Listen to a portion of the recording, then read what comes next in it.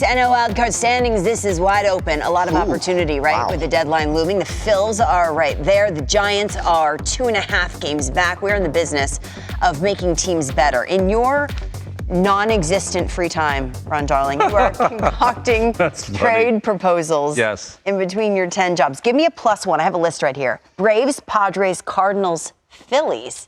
Well, you know, the Braves last year ended up trading for 4 different outfielders and hoping that one would stick. And All of them. All of them did. It's one of the greatest moves by any GM Anthopoulos has ever made. I think they need to go get another outfielder again this year, only because Andrew Benintendi's out there, and I think he would really provide a nice defense-offensive mix for this team.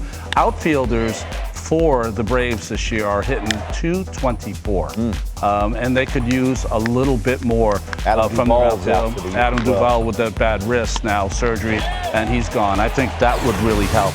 If you look down at the worst average by outfielders, I just said, so 227, I had 224. That would really help this Braves club that doesn't have a lot of weaknesses when you look at them.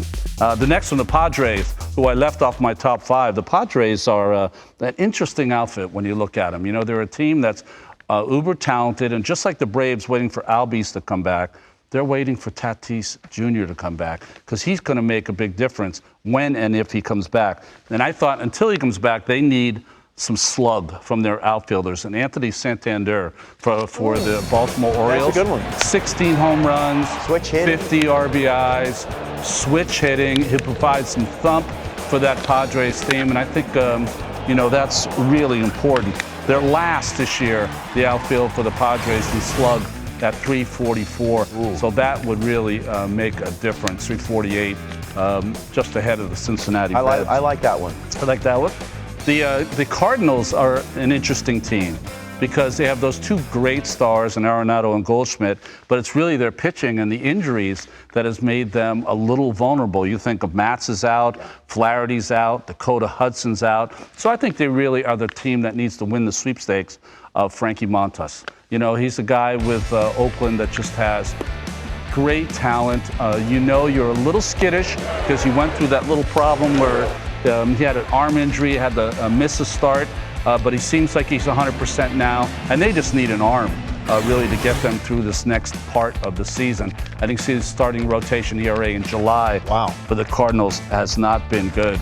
And for the Phillies, we just showed the error last night that could have been a big error. It looked like it was the Braves game the whole night until Stott's home run. But they need some help, not only to be more athletic, but they also need some help as far as defense is concerned. I think Joey Wendell for the Marlins would be a nice piece for them because I've always been a fan of Wendell. He's a winning ball player.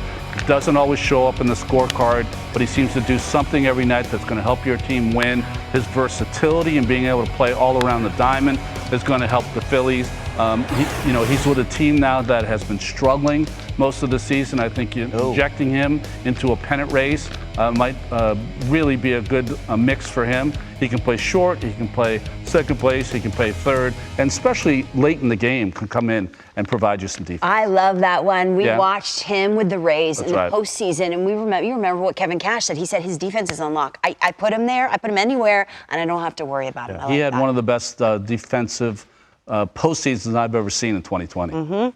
Yeah, and defense certainly has been an issue for the Philadelphia Phillies. Frankie Montas pitches tonight for the Oakland A's. If you're a scout and you're part of the Cardinals organization, what are you going to be looking for from Montas? Well, they probably have seen him now for a month or so. I think you're just looking for health. You're looking for the velocity numbers to be where they were in the beginning of the year. And you're also looking at, by starting tonight, that might provide you with a start August 3rd or August 4th after you trade for him. Didn't he have a short start last time out? I remember him going 3 innings I believe or something this is his second start back since he's so maybe they're just working him back. Yeah. The Cardinals have been talking about as the team for Soto. Do they need an impact bat like that? Because you talked about an arm being one. Is 1A a bat like that? Yeah, I mean, every team is trying to find a way to get Soto on their team. And I think for the Nationals, this is the best time, if they're going to trade him, because the team that acquires him will have him for 3 pennant runs instead of 2 if they hold on to him after August 2nd. So